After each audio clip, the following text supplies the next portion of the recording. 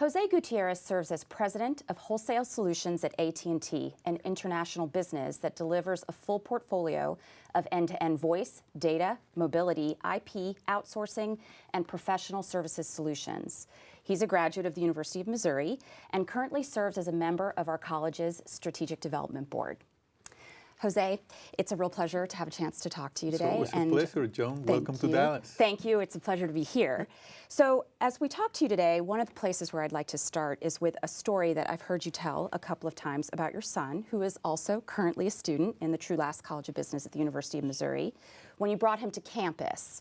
And while touring the campus, he turned to you and had a moment where he recognized the arc of your story, and that was a very compelling moment for you too, and really put your own college experience into context. When you came to Mizzou, it was your first entry into the United States in the 80s. There were a lot of challenges for you with that, and yet you had a lot of determination and overcame a lot of obstacles. Can you talk to us about how you did that, what inspired you to do that? Sure. And what some of those milestones have been for you along this journey? Thanks for remembering the story. It's been a favorite story of mine, and it happened when he was very, very little, and so that made it very special. So one of those things that you remember, a defining moment as a proud father. And yes, you know, I think of my arrival at Mizzou every time I'm in Colombia. I was a very young, very scared, very non-intimidated, you know, immigrant, and spoke very little English. And I've told you many times that Mizzou really changed my life. Mizzou is America for me, and it embraced me, and it made me work very, very hard, harder than I had ever worked before. But it really changed my life. The people at Mizzou were it, and they made a tremendous difference in my life. And they still do. You do. Well, thank you very much. But you know, it's actually part of that story. I tell my own daughter, who's also a student at Mizzou, that story. And it gives us a lot of pride as a university to hear someone, especially with your success. But all of our graduates, anyone who would hear that story, it really gives us a lot of inspiration to continue to focus on the mission.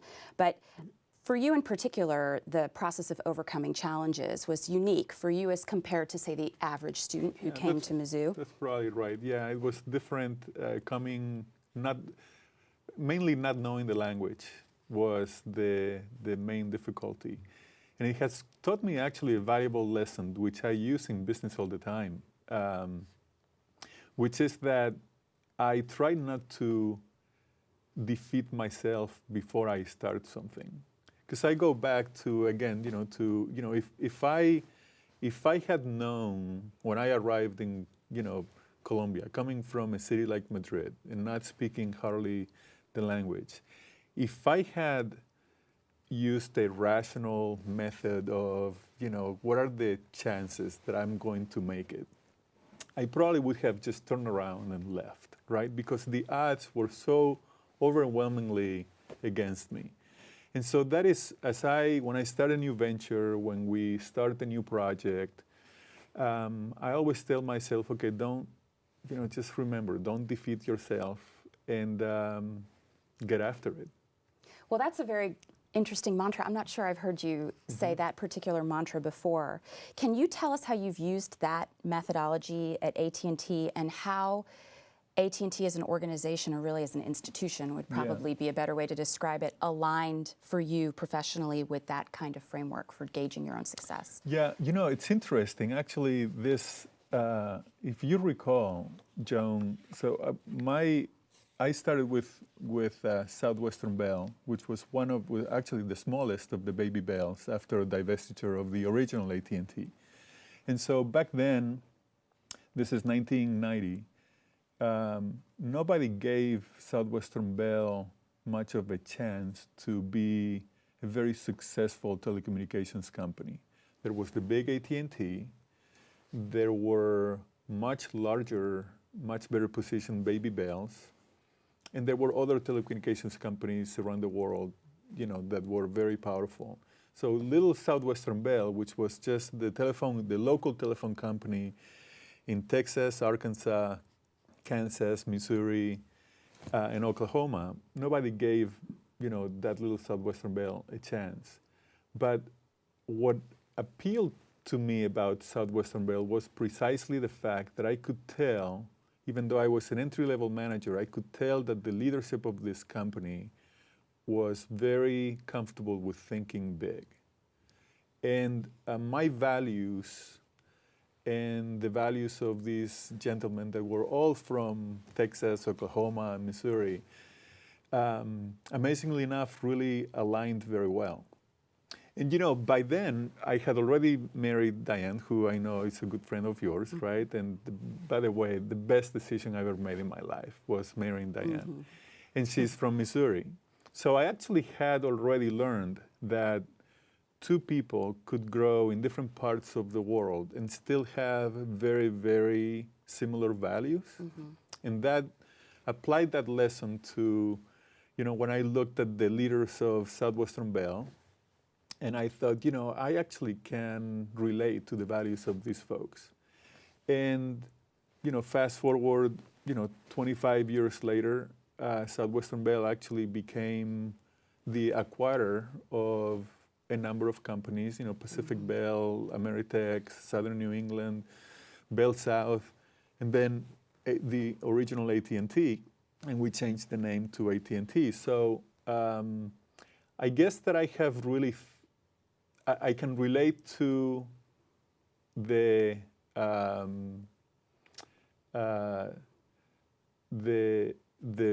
people or the players that in principle don't have much of a chance, the underdogs, so to speak. And I guess I do very well in that scenario. So if we were to fast forward through what has been a very interesting career, today you are a leader at AT&T and you serve as president of Wholesale Solutions. Can you tell us what it means to provide wholesale solutions in today's marketplace and what it is that AT&T provides to its wholesale customers? Yeah, it's actually an interesting assignment. I've been an executive of AT&T now for, 13, 14 years. I think this is my 7th or 8th assignment as an executive, so I guess I can't keep a job, John. But yeah, this assignment is particularly interesting because it's very global in nature.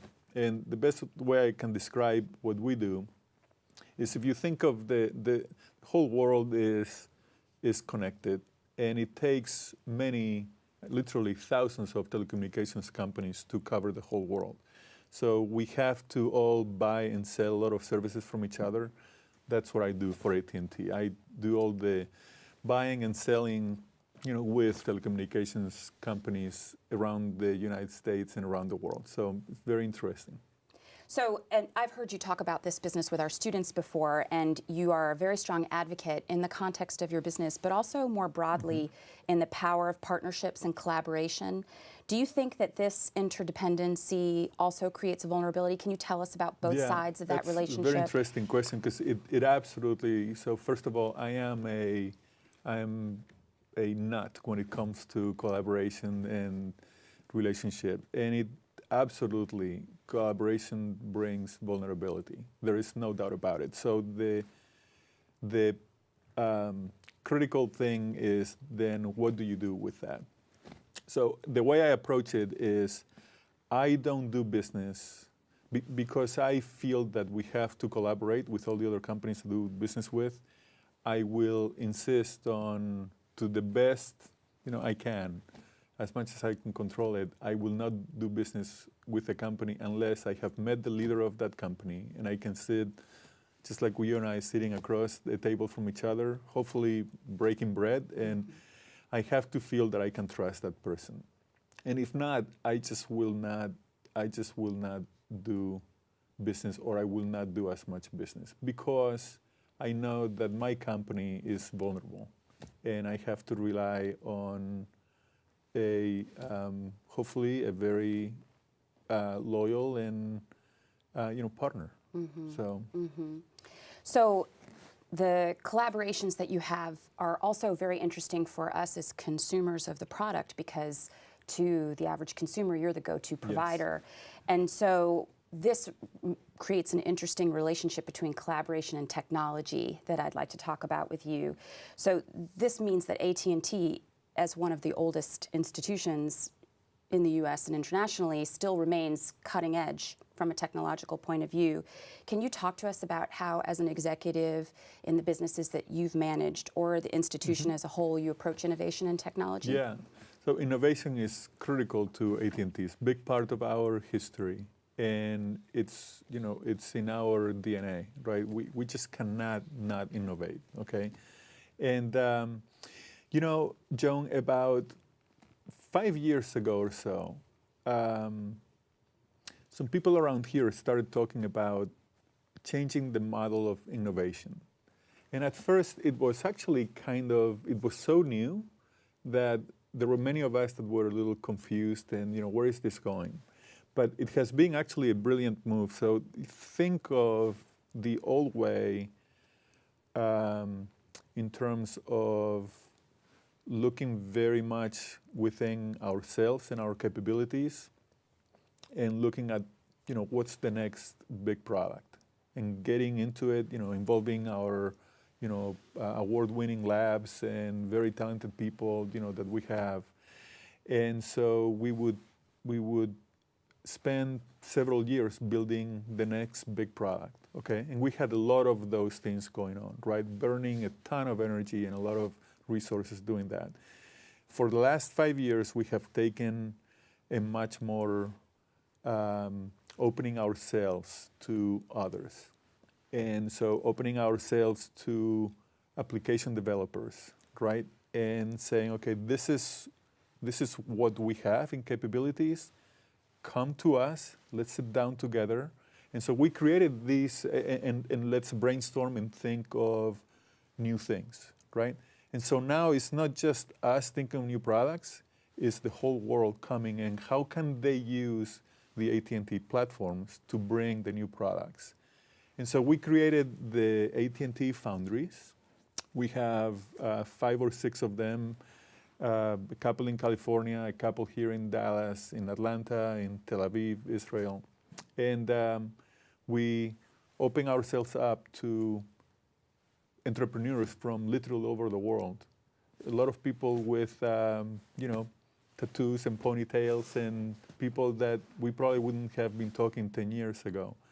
And the result is what you see, that the pace of innovation at our company is, you know, so much faster than it was traditionally. It's really exciting. And you know this because, you know, we go to our campus and we recruit a lot of the very well-educated graduates that you're producing. Thank you very much. And it's so exciting for the young generation. They come to Dallas, they come to our foundries, or they go to Tel Aviv, or they go to Palo Alto, and they see these innovation foundries, and they go, my gosh, I need to be here. It doesn't look anything like the big old corporate environment that, you know, that we have. Very open spaces, all the furniture is on wheels. You know, people set up meetings as they go. You know, we have, you know, just treadmills. You know, bicycles. It's just kind of a cool, you know, it looks a lot cooler than the first cubicle that I was in when I joined the company. Me too. I just got out of a cubicle and I'm so excited about it. So the global approach to bringing innovation in is very interesting. Can you tell us, especially as the executive in charge of a global portion of the business, how the technology and innovation is affecting AT&T going out globally in the global marketplace that you play in? Yeah, it's, you know, this cliche, you know, that we all hear that the world is getting smaller. I mean, in our company, in our industry, it's so true. And so everything that we do today, you know, connects you and me and connects people around the world. So it's becoming a truly, truly, you know, global. Everything that we do is very obvious, very global. So if we were to flip that and talk a little closer to home and connectivity at home, one of these really unique innovations that has emerged and that AT&T brought to the market is AT&T Digital Life. And this connection between the world now and our objects around our own houses, our refrigerators, all of the things essentially with power within our homes, shows progress in this Internet of Things, our own personal world, if you want to think about it that way. How do you think solutions like this are going to affect our life broadly, even beyond the communication side of things? So I know that it's going, you and I see how it has impacted our lives just in the last 24 months, right? I know it's going to impact our lives and in ways that we cannot even imagine, but there is such it's probably the most exciting thing that is going on, in my opinion, in the technology world, is this whole concept of connected devices, right? And AT&T has been at the forefront in terms of offering connectivity, right? We have mobilized everything. That has become our slogan now as of in the last few weeks, right? We're mobilizing the world.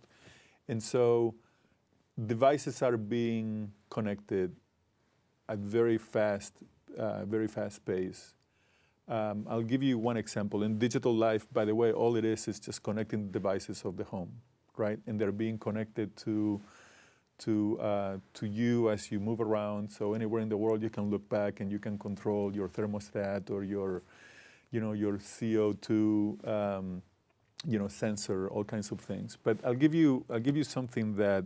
So 6 months ago, I was meeting with somebody in my office, and I told them that I have roughly 100 devices connected in my house, and this person was shocked and said, how can it be? And so we started. I told them, okay, well, this is how it can be, right?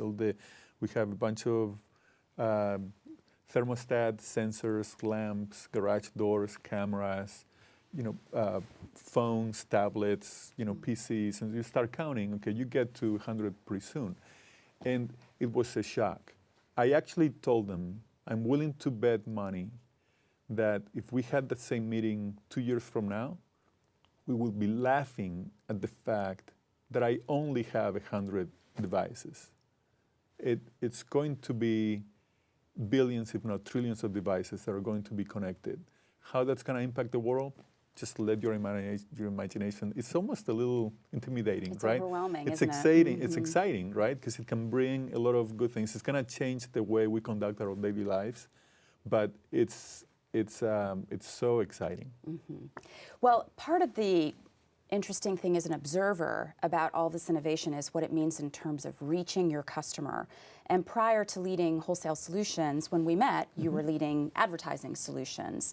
So let's talk a little bit about that trend and how you see this going.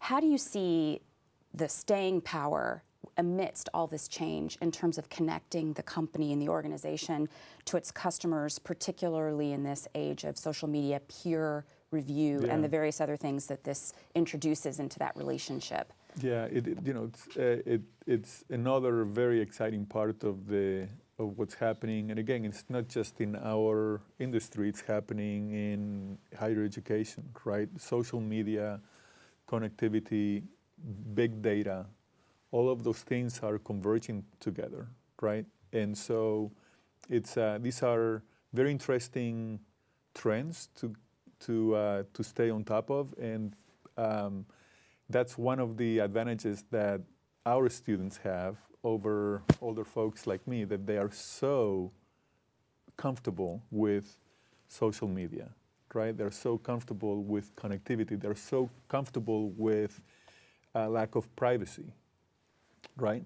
And so all of those things are playing into, there is I'm always amazed as to how many interesting ways there are in the world to make money, right? And when you take the components of connectivity, video, the new ways of consuming video, social media, big data, you take those 4 components, you put it into a cocktail, you make a cocktail. There are so many ways of coming up with very interesting business ideas and new business models. And I'm sure AT&T will be right at the front line with, introducing those. With the help of very bright graduates of the University of Missouri. Well, we like the sound of that. So when they arrive here, these bright graduates, they enter a workforce that we take great pride in having great diversity within. And you've been quoted multiple times as saying that diversity is a performance metric within your company, just like any other measure, profit, loss, et cetera. How do you all, or what do you think your stamp is on leveraging the diversity of your workforce here? Well, if you recall, a few questions ago, you asked me one of the things that attracted me to AT&T Southwestern Bell at the time. One of them was the fact that I saw a very natural, understated commitment to diversity. And I say, and I've purposely said understated because this company never made a big deal about diversity, but they acted on diversity.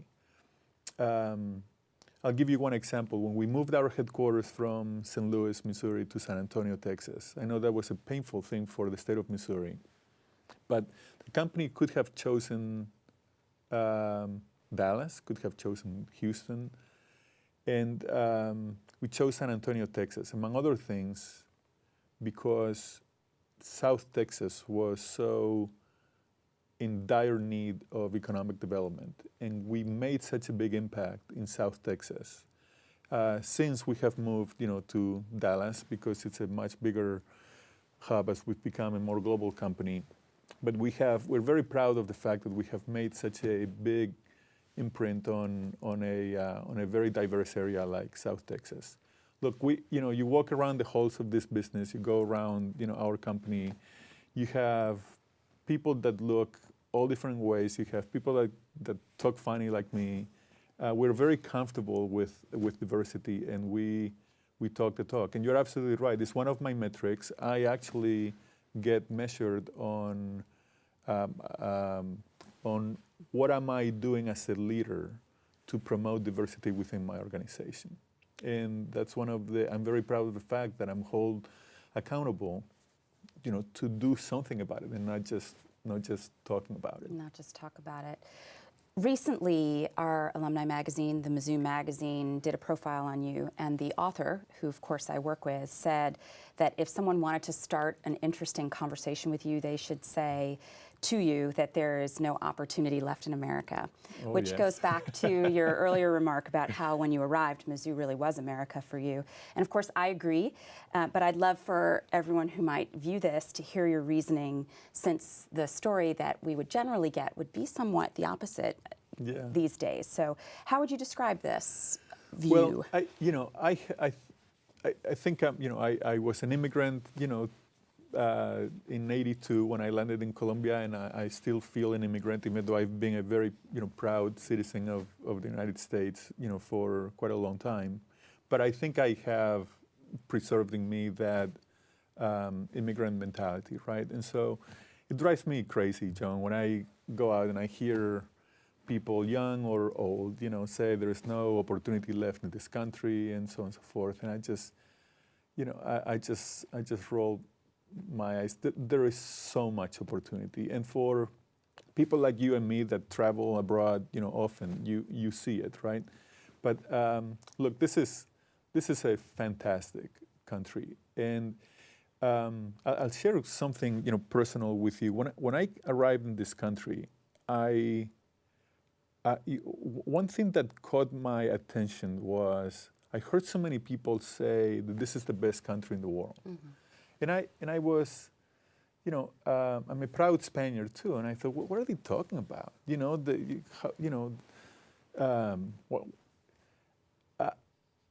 I now know what it means. The generosity of this country to people that are willing to work hard and willing to work hard and do it the right way is very special. It's very unique to America. I have seen a lot of changes in America since 1982 to now, I have not seen a change in that. The same generosity that I felt from so many people that saw me working hard and always willing to lend a hand. I see that today. And look, I always tell young people as I'm moving up that let others worry about those thoughts, right? If and use that to your advantage. To the extent there are other people out there giving up, defeating themselves, right? Going before they play the game and thinking there is an opportunity in this country, let them think that there is a ton of opportunity in this country. And this is truly the best country in the world. I totally agree. And one of the advantages of the United States, and hopefully we think of Mizzou, is that we have tremendous access to education. And that is both an opportunity, but also as someone in the business of higher education, it's a challenge. And I would be very curious to hear your thoughts on what we as educators need to do, in your opinion, to maximize our ability to equip students with what they need so that they can access these opportunities. Yeah, that's a great question. And I think you and I have talked about it quite a bit in terms of sometimes very logistically, right, and in terms of what do we need to add to our curriculum and so on and so forth. And I think, by the way, you got it down. I mean, you know, I talked to you, I talked to Chancellor. There is no doubt I might talk to the other deans. I have no doubt that Mizzou is going down the right path in terms of the curriculum. The thought maybe I would leave you with is that to me, what Mizzou gave me that other institutions, I didn't see it in other institutions. They may have it, I just didn't see it. Is that personal nurturing touch. I think that's very unique to our brand, right? Every time we ask somebody about the Mizzou brand, that nurturing, caring aspect of it comes across. I think we have to preserve that. I think that Missourians are like that by nature. They cannot help themselves. So I think it's here to stay, but we have to cherish it and treasure it. Because if you combine that care and that educational vocation that we have in our faculty, which is I think is very unique and superior to other institutions, and you mix it with what you are doing on the curriculum and facilities and so on and so forth, I think that we have a winning formula. Well, we're glad you think so, and we agree, but we like the affirmation. But if we were to flip that and look at it from the student point of view, and you know, we both have children in college, yes. So I think we have a vested interest in thinking of it this way. What do you think a student needs to do with the opportunities that we make available to them, particularly the opportunities an education offers, in order to be ready to face this challenging global world that they're going to enter? Yeah. That's a great question. I think what I would ask, what I would advise every student, I certainly advise, you know, Charles and Elena both, is be optimistic. I think that, you know, if a student at University of Missouri approaches life and their future with optimism, they are 95% there.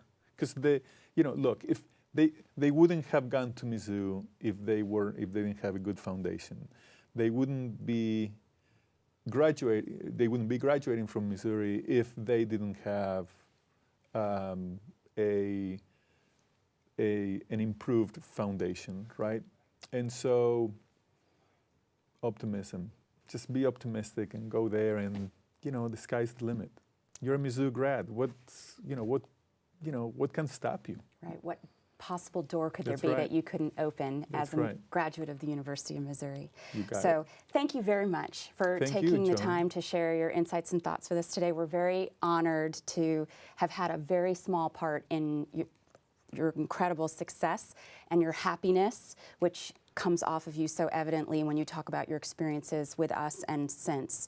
So we are grateful for your time, and of course we can't finish something like this without cheering for our school, so I will say M-I-Z. Z-O-U. Go Mizzou. Go Tigers. Go Tigers.